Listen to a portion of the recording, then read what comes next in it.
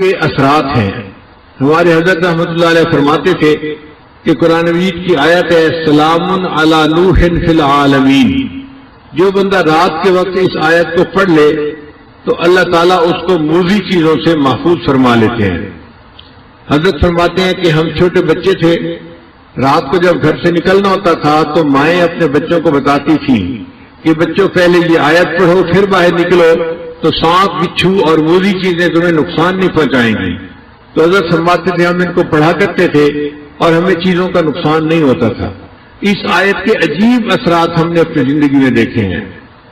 اگر آدمی کسی بھی موذی چیز سے بچنا چاہے اس آیت کو پڑھ لے اللہ تعالیٰ حفاظت فرما دیتے ہیں۔ ہمیں سفر میں کئی مرتبہ مشکل پیش آتی ہے، ہمارے بیگ کے اندر کتابیں ہوتی ہیں مطالعے کے لیے یا بیانات کے نوٹس وغیرہ ہوتے ہیں، اور آج کل مختلف ملکوں میں ایئرپورٹ کے اوپر دینی لٹریچر جو ہے اس کی بہت زیادہ سختی ہے، یعنی ایسے تو کسی کے پاس سے اسلحہ نکل آئے تو اتنی سختی نہیں کرتے جتنا دینی کتاب کوئی نکل آئے تو اس پر سختی کرتے ہیں۔ ایک مرتبہ دبئی ایئرپورٹ پر میرا چھوٹا بیگ تھا، ہینڈ کیری جس کو کہتے ہیں، اس میں بیانات کے پیپر تھے، تو جب پاسپورٹ چیک کروانے کے بعد ہم آگے نکلے تو مشین والے نے چیک کیا اور اس نے میرا بیگ کھول کر دیکھا اور مجھ سے پوچھا کہ یہ کیا ہے۔ میں نے اسے بتایا کہ بھئی یہ میرے نوٹس ہیں، میں نے کتاب پڑھی اور جو مجھے پسند آئی بات وہ میں نے اس کے اوپر لکھ لی ہے۔ خیر وہ بندہ خاموش ہو گیا، اس نے بیگ بند کر دیا۔ جب آگے نکلے تو آگے ایک اور بھی چیک پوسٹ تھی، انہوں نے دوبارہ پھر بیگ کو چیک کیا۔ میں بڑا حیران، بھئی ایک دفعہ چیک کر لیا تو کافی ہے، دوسری دفعہ پھر چیک کیا۔ اب جب انہوں نے چیک کیا اور بیگ کھولا تو اس کے اندر کاغذات کو دیکھتے ہی پولیس والا فون کرنے بیٹھ گیا۔ اب میں حیران سوچ رہا ہوں کہ یا اللہ، یہ اپنے کسی افسر کو بلاتا ہے یا کس کو بلاتا ہے اور اس کو کیا چیز نظر آ گئی جو اتنی اہم ہے کہ کسی کو بلانے کی ضرورت پڑ گئی۔ تھوڑی دیر کے بعد ایک خاتون آ گئی اور اس نے آ کے میرے بیگ کو دیکھنا شروع کر دیا۔ اب وہ ایک ایک کاغذ کو پڑھ رہی تھی۔ اللہ کی شان کے اس میں بخاری شریف کی جو اختتامی حدیث ہے اس کے نوٹس تھے۔ اس نے دیکھتے ہی مجھ سے پوچھا یہ بخاری شریف کی آخری حدیث کے نوٹس ہیں؟ میں نے کہا اچھا تم تقریریں کرتے ہو؟ میں نے کہا جی۔ پھر اس نے کہا اس کا مطلب یہ ہے کہ تم عالم ہو، یہاں بھی تقریریں کرو گے؟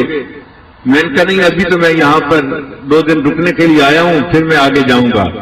وہ کہنے لگی کہ میں عالمہ ہوں اور مجھے انہوں نے صرف اسی لیے رکھا ہوا ہے کہ میں لوگوں کے پاس جو دینی لٹریچر ہے اس کو دیکھوں اور ان کو یہاں پہ روکوں۔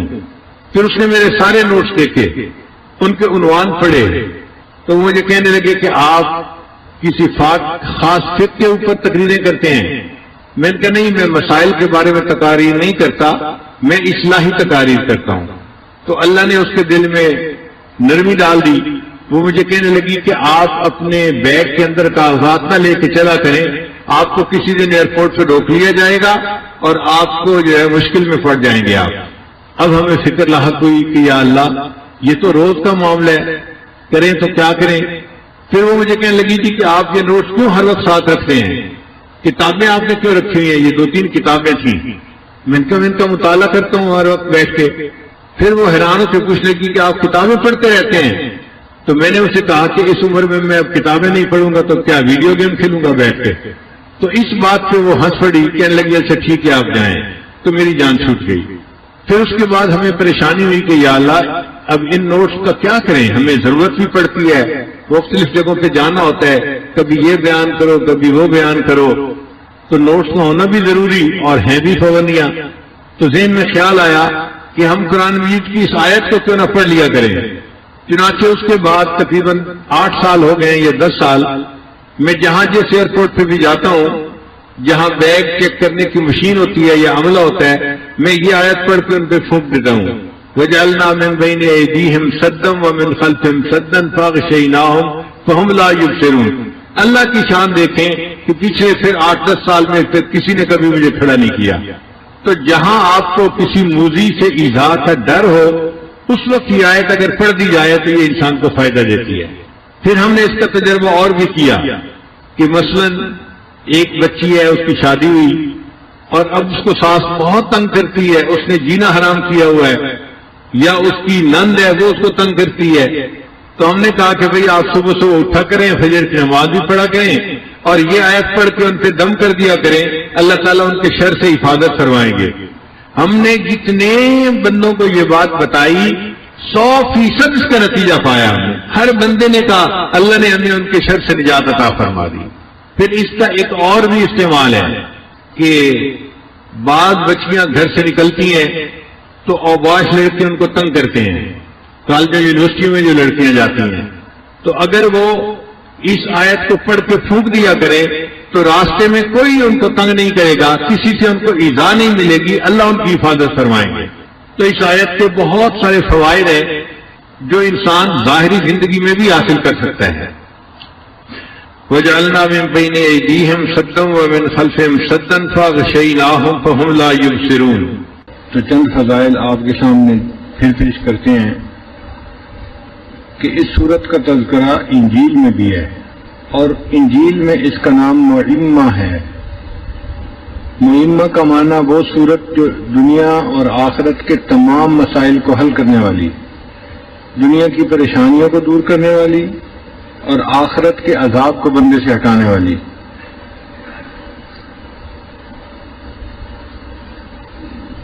ابو ہریرہ عنہ روایت کرتے ہیں کہ نبی اسلام نے ارشاد فرمایا کہ اللہ تعالیٰ نے آدم علیہ السلام کو پیدا کرنے سے 1000 سال پہلے سورہ یاسین اور سورہ طٰہٰ کی تلاوت فرمائی۔ فرشتوں نے جب سنا تو انہوں نے کہا وہ کتنے خوش نصیب لوگ ہوں گے کہ جن کے اوپر یہ قرآن اتارا جائے گا، وہ کتنے خوش نصیب سینے ہوں گے جن کے اندر یہ قرآن محفوظ ہوگا، اور وہ کتنی خوش نصیب زبانیں ہوں گی جو اس قرآن مجید کی تلاوت کیا کریں گی۔ فرشتوں نے بھی تعجب کا اظہار کیا۔ صالحین میں ایک بزرگ گزرے حکیم ترمذی، ایک تو ہے نا امام ترمذی جنہوں نے سنن ترمذی کتاب لکھی، ایک تھے حکیم ترمذی، وہ حکیم بھی تھے اور محدث بھی تھے۔ وہ اپنی کتاب میں لکھتے ہیں کہ اگر کسی آدمی کو قساوت قلبی محسوس ہو کہ میرا دل سخت ہو گیا ہے تو اس کو چاہیے کہ وہ سورہ یاسین شریف کی تلاوت کرے، اس کی تلاوت سے اللہ تعالیٰ دل کی قساوت کو دور کر دیتے ہیں۔ اور اگر اس طرح یہ مسئلہ حل نہ ہو تو وہ فرماتے ہیں کہ زعفران سے ایک برتن کے اوپر یہ سورت لکھ دی جائے پیالے کے اندر، اور اس میں پانی ڈال کر اگر اس کو پی لیا جائے تو وہ فرماتے ہیں کہ میرا تجربہ ہے کہ اللہ تعالیٰ قساوت قلبی دور کر دیتے ہیں، دل نرم ہو جاتا ہے۔ اگر قبرستان میں اس سورت کو پڑھا جائے تو جو قبرستان کے موتا ہوتے ہیں، مردے ہوتے ہیں، اللہ تعالیٰ ان کے عذاب قبر میں تخفیف فرما دیتے ہیں۔ تو جب لوگ اپنے والدین یا بڑوں کے قبور پر جاتے ہیں ایصال ثواب کے لیے تو سورہ یاسین کی تلاوت کر کے پڑھنا اس کا فائدہ زیادہ ہوتا ہے۔ تو آج وہ 10 باتیں آپ کے سامنے بتائی جائیں گی، امید ہے کہ آپ اسے گوش ہوش کے ساتھ سنیں گی، نوٹ کریں گی اور پھر ان پر آپ ہمیشہ پریکٹس کریں گی۔ سب سے پہلا عمل جس کے کرنے سے انسان کو آخری وقت میں کلمہ نصیب ہوتا ہے وہ ہے غیر محرم سے اپنی نظر کو بچانا۔ نبی علیہ الصلوۃ والسلام نے ارشاد فرمایا النظر سہم من سہام ابلیس، کہ نظر شیطان کے تیروں میں سے ایک تیر ہے، مسموم زہریلا تیر، من ترکہا مخافتی، جس نے میرے خوف سے اس بری نظر کو ترک کر دیا، ابدلتہ ایمانا، میں اس کو ایسا ایمان عطا کروں گا، یجد حلاوتہ فی قلبہ، کہ وہ اس کی حلاوت کو اپنے دل میں محسوس کرے گا۔ ملا علی قاری رحمۃ اللہ علیہ فرماتے ہیں وقد واردہ، اور یہ لکھا گیا ہے ان حلاوت الایمان، کہ حلاوت ایمان اذا دخلت قلبا، جب قلب میں داخل ہوتی ہے، لا تخرج منہ ابدا، پھر وہ قلب سے باہر نہیں نکلتی۔ تو آج اسی مجلس میں یہ نیت کر لیجئے کہ اے پروردگار عالم، آج کے بعد ہم کسی بھی غیر محرم مرد کی طرف کبھی بری نظر نہیں ڈالیں گی۔ اور کئی مرتبہ شیطان دھوکہ دیتے ہیں، آپ بری نظر سے تو نہیں، ویسے ہی دیکھ رہی ہیں۔ ہر ارادے کی نظر جو غیر محرم پر ڈالی جاتی ہے وہ شہوت کی ہی ہوتی ہے، بندہ محسوس کرے یا نہ کرے۔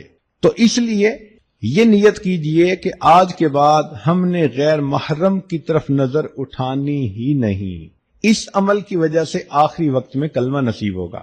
اسی لیے حلاوت ایمان کی علامتیں لکھی ہیں کہ استلذاذ الطاعات، جب دل میں ایمان کی حلاوت آ جاتی ہے تو عبادات کے اندر بندے کو لذت مل جاتی ہے.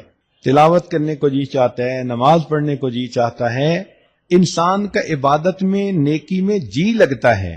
ایثارها علی جمیع الشہوات، اور تمام قسم کی شہوات کو چھوڑ دینا بندے کو آسان نظر آتا ہے. تحمل المشاق فی مرضات اللہ، اور اللہ کی جو پسندیدہ چیزیں ہیں ان کو کرتے ہوئے جو مجاہدہ ہے اس کو برداشت کرنے کی عادت ہو جاتی ہے. پھر فرمایا کہ الرضا بالقضاء فی جمیع الحالات، ہر قسم کے حالات میں اللہ کی قضاء پر بندے کو رضا نصیب ہو جاتی ہے. تو پہلا عمل تھا بد نظری سے پرہیز. یہ بد نظری فزیکلی بھی ہو سکتی ہے کہ آپ پریکٹیکلی کسی مرد کی طرف دیکھیں، اور یہ ٹی وی کی سکرین پر بھی ہو سکتی ہے کہ آپ ٹی وی کی سکرین پر کسی غیر مرد کو دیکھیں، بات برابر ہی ہے. دوسرا عمل جس سے کہ آخری وقت میں کلمہ نصیب ہوتا ہے، فرمایا مسواک کرنا. یہ مسواک کرنا جیسے مردوں کے لیے سنت ہے، عورتوں کے لیے بھی سنت ہے. علامہ شامی رحمت اللہ علیہ نے اس کا مسنون طریقہ بتایا کہ مسواک کرتے ہوئے 3 انگلیاں اوپر ہوں، چھنگلیاں نیچے ہو اور انگوٹھا سائیڈ پر ہو. وہ فرماتے ہیں مسواک کے بارے میں، من منافعہ، مسواک کے فوائد میں سے یہ بھی ہے تذکیر الشہادت عند الموت، موت کے وقت بندے کو کلمہ یاد آ جاتا ہے. رزقنا اللہ تعالی بمنہ وکرمہ، حدیث پاک میں آتا ہے جو بندہ اہتمام کے ساتھ مسواک کرتا ہو، ملک الموت آتے ہیں اور 2 کام کرتے ہیں، شیطان کو اس سے مار کے دور بھگا دیتے ہیں اور اس بندے کو کلمہ یاد دلا دیتے ہیں. یہ کتنا بڑا انعام ہے کہ ملک الموت ہی بندے کو یاد دلا دیں کہ تیرے جانے کا وقت قریب آ گیا. تو مسواک کی بھی پابندی کریں. تیسرا، ایمان پر شکر ادا کرنا کہ ہم نے کلمہ پڑھا، ہم مسلمان ہیں، اب اس ایمان پر ہم اللہ رب العزت کا شکر ادا کریں کہ اللہ تیرا شکر ہے تو نے ہمیں ایمان کی دولت عطا فرمائی.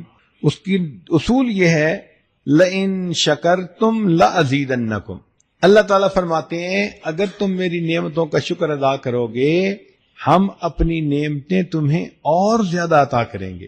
تو جو ایمان پہ شکر ادا کرتا ہوگا اللہ تعالیٰ آخری وقت میں اس نعمت سے محروم نہیں فرمائیں گے. چوتھا عمل صدقہ خیرات کرنا. حدیث مبارکہ ہے، مشکات شریف کی روایت ہے، ان الصدقۃ تطفئ غضب الرب، کہ بے شک صدقہ اللہ کے غضب کو مٹا دیتا ہے، بجھا دیتا ہے. وتدفع میتۃ السوء، اور بری موت سے بندے کو بچا لیتا ہے. ملا علی قاری رحمۃ اللہ فرماتے ہیں کہ ای تمنع انزال المکروہ والبلاء فی الحال، کہ یہ عام حال میں مصیبتوں سے اور ناپسندیدہ احوال سے بندے کو بچاتا ہے. وتدفع سوء الخاتمۃ فی المآل، اور موت کے وقت بری موت سے بندے کو بچا لیتا ہے. تو صدقہ خیرات جتنا بھی ہو اللہ کے راستے میں کریں، اپنے خاوند سے اجازت لیں. ضروری نہیں ہوتا کہ ایک بندہ $10,000 نکالے تو اس کو صدقہ کہتے ہیں. آپ نے $1 بھی اللہ کے راستے میں اگر نکالا تو اس پر بھی صدقے کا ثواب ملے گا. حدیث پاک میں آتا ہے کہ قیامت کے دن کچھ ایسے بھی خوش نصیب ہوں گے، ایک مٹھی جو اللہ کے راستے میں خرچ کرنے پر اللہ ان کو جنت عطا فرما دیں گے. پانچواں، اہل اللہ کے ساتھ بیعت کا تعلق ہونا، قلبی تعلق ہونا، ان کی صحبت نصیب ہونا. اس کی وجہ یہ کہ اللہ رب العزت کے پیارے حبیب صلی اللہ علیہ وسلم نے فرمایا ہم رجال لا یشقى جلیسہم، یہ وہ لوگ ہیں کہ جن کے پاس بیٹھنے والا کبھی بدبخت نہیں ہوتا. اور بدبخت تو وہی ہوتا ہے کہ جس کو آخری وقت میں کلمہ نصیب نہ ہو. تو اس حدیث پاک سے بھی ثابت ہوتا ہے کہ اس تعلق کی وجہ سے اللہ رب العزت آخری وقت میں کلمہ نصیب فرما دیتی. حضرت مفتی محمد شفیع رحمۃ اللہ علیہ فرماتے ہیں کہ میں نے مولانا روم رحمۃ اللہ علیہ کا شعر پڑھا، یک زمانہ صحبت با اولیاء بہتر از 100 سال اطاعت بے ریا، کہ اللہ والوں کی تھوڑی دیر کی صحبت 100 سال کی بے ریا عبادت سے بہتر ہے۔ تو فرماتے ہیں کہ میرے ذہن میں ایک سوال پیدا ہوا کہ اگر 100 سال کی عبادت سے بہتر ہے یہ کہتے تو ماننے والی بات تھی، مگر انہوں نے تو فرمایا کہ 100 سال کی بے ریا عبادت سے بہتر ہے۔ چنانچہ میں نے حضرت تھانوی رحمۃ اللہ کی خدمت میں عرض کیا کہ حضرت یہ شاعر لوگ بہت افراط و تفریط کے مرتکب ہوتے ہیں، مجھے لگتا ہے کہ مولانا روم رحمۃ اللہ علیہ سے بھی اس پوائنٹ پر کچھ ایسا ہی معاملہ ہوا کہ انہوں نے فرمایا کہ اہل اللہ کی ایک لمحہ کی صحبت 100 سال کی بے ریا عبادت سے بہتر ہے۔ تو حضرت تھانوی رحمۃ اللہ علیہ نے فرمایا کہ اس شعر کو میں پڑھوں؟ جی حضرت پڑھیں۔ تو حضرت نے پڑھا، یک زمانہ صحبت با اولیاء بہتر از لکھ سال طاعت بے ریا، کہ اہل اللہ کی ایک لمحہ کی صحبت لاکھ سال کی بے ریا عبادت سے بہتر ہے۔ تو میں نے کہا کہ حضرت 100 سال مجھے سمجھ نہیں آ رہے تھے، آپ نے تو الٹا لاکھ سال کی بات کر دی۔ تو پھر حضرت نے اس کا تحقیقی جواب دیا، فرمایا کہ دیکھو کوئی بندہ لاکھ سال کی عبادت کر لے، کیا اس کے پاس گارنٹی ہے کہ اس کو کلمے پہ موت آئے گی؟ میں نے کہا نہیں۔ فرمان لگے ہمارے سامنے شیطان کی مثال موجود ہے کہ اس نے زمین کے چپے چپے پہ سجدے کیے، لاکھوں سال اس نے اللہ کی عبادت کی، لیکن آخری وقت میں اللہ کے دربار سے دھتکار دیا گیا اور یہ مرتد بن گیا۔ بلم باور کی مثال ہے، 300 سال اس نے عبادت کی تھی، لیکن آخری وقت میں اس کا انجام برا ہوا، قرآن مجید میں موجود ہے۔ تو معلوم ہوا کہ جتنی مرضی کوئی عبادت کر لے، انجام کے بارے میں کوئی گارنٹی نہیں دی جا سکتی۔ تو حضرت نے فرمایا کہ دیکھو یہاں تو اللہ کے پیارے نبی صلی اللہ علیہ وسلم گارنٹی دے رہے ہیں، ہم رجال لا یشقا جلیسہم، کہ یہ وہ لوگ ہیں کہ جن کے پاس بیٹھنے والا بدبخت نہیں ہوتا، یعنی آخری وقت میں کلمے سے محروم نہیں کیا جاتا۔ تو پھر تو ان کی ایک لمحے کی صحبت واقعی لاکھ سال کی عبادت پر فضیلت رکھتی ہے۔ چھٹا عمل جس کی وجہ سے انسان کو آخری وقت میں کلمہ نصیب ہوتا ہے کہ اللہ تعالیٰ فرماتے ہیں کہ یحبہم و یحبونہ، اللہ ان سے محبت کرتا ہے، وہ اللہ سے محبت کرتے ہیں۔ آپ اپنی زندگی میں اللہ سے محبت کریں، محبت کی حرارت آپ کو دل میں محسوس ہو، اللہ کے لیے کھائیں پیئیں سوئیں جاگیں، زندگی کا ہر کام اللہ کے لیے کریں، اللہ کو یاد کریں، راتوں کی تنہائی میں دعائیں مانگیں، لو لگا کے بیٹھیں۔ جیسے بندے کو محبت کی وارمنس فیل ہوتی ہے، ایسے اللہ رب العزت کی محبت کی وارمنس کو فیل کریں۔ ہمارے مشائخ نے لکھا ہے کہ جو شخص دنیا میں اللہ رب العزت سے محبت کرے گا، اللہ تعالیٰ آخرت میں اس کو اپنے دشمنوں کی قطار میں کبھی کھڑا نہیں فرمائے گا۔ یہ کیسے ہو سکتا ہے کہ بندہ تو دنیا میں اللہ سے محبت کی کوششیں کرتا رہا ہو اور اللہ رب العزت اتنے رحیم اتنے کریم اور پھر اسے اپنے دشمنوں کی قطار میں کھڑا کر دے؟ یہ ہرگز نہیں ہو سکتا۔ ساتواں، گناہ سے پرہیز، زنا سے پرہیز۔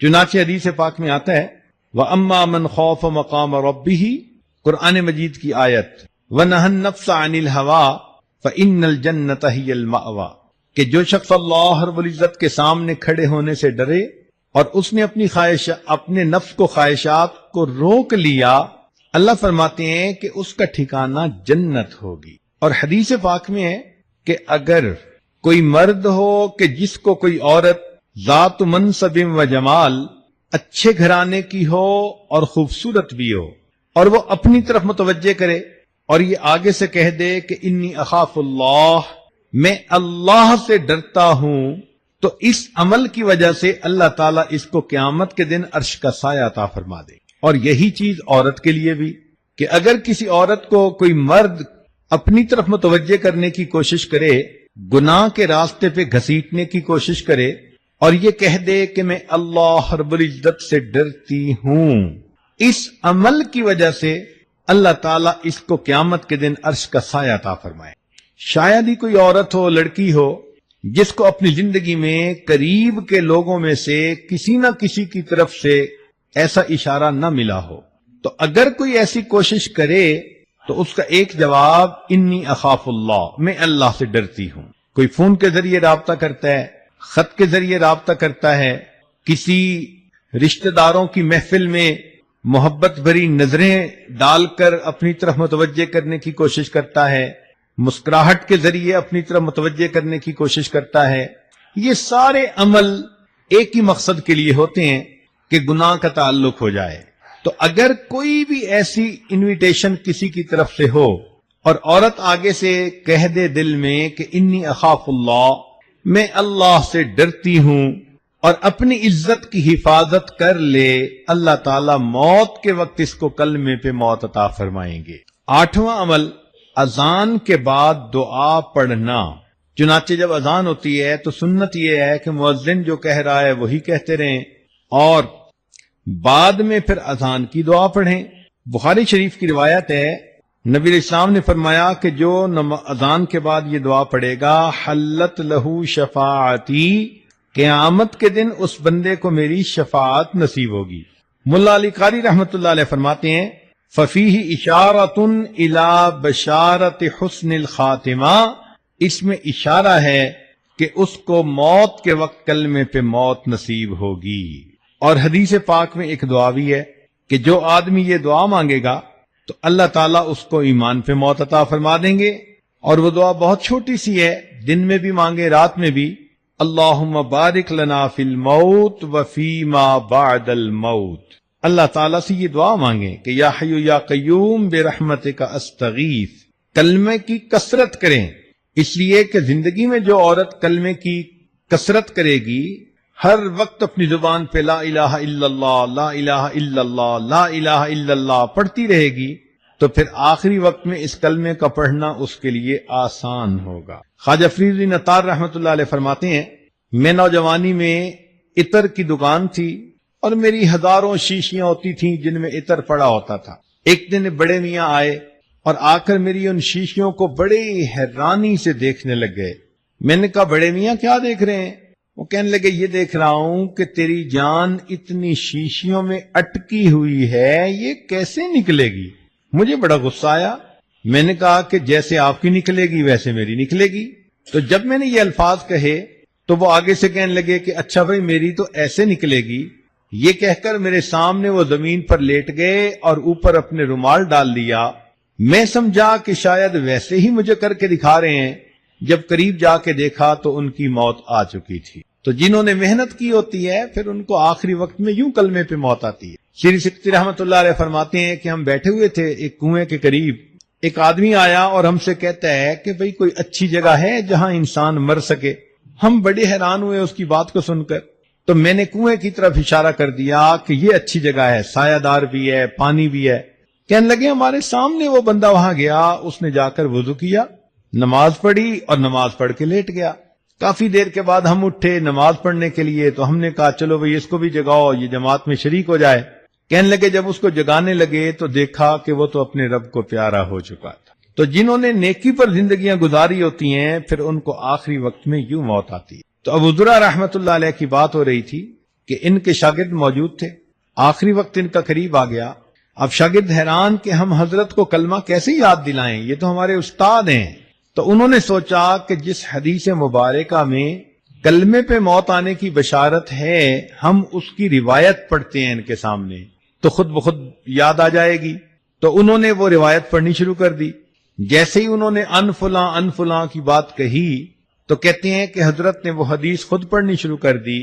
اور پڑھتے پڑھتے جب انہوں نے کہا من کان آخر کلامہ لا الہ الا اللہ، تو الا اللہ کے لفظ کہنے پر ان کی روح نکل گئی اور وہ اللہ کو پیارے ہو گئے. علماء نے لکھا ہے کہ انہوں نے پریکٹیکلی دکھا دیا کہ جس کا آخری لفظ لا الہ الا اللہ ہوتا ہے وہ پریکٹیکلی جنت کے اندر داخل ہو جاتا ہے. 10واں عمل جس سے کہ آخری وقت میں موت نصیب ہوتی ہے، یہ دعا باقاعدگی سے مانگیں، ربنا لا تزغ قلوبنا بعد اذ ہدیتنا وہب لنا من لدنک رحمہ انک انت الوہاب. کہ اللہ ہدایت دینے کے بعد ہمارے دلوں کو ٹیڑھا نہ کر دینا. اگر دل ٹیڑھے نہ ہوئے تو یقیناً انسان کو کلمے پہ موت آئے گی. یہاں پر حب لنا کا لفظ استعمال ہوا. ہبہ کا لفظ ہوتا ہے کہ بغیر استحقاق کے کسی کو کوئی چیز دے دی جائے، تو معلوم ہوتا ہے کہ یہ جنت بندے کے عملوں کی قیمت نہیں، اللہ اپنے فضل سے جس کو چاہتا ہے عطا کر دیتا ہے۔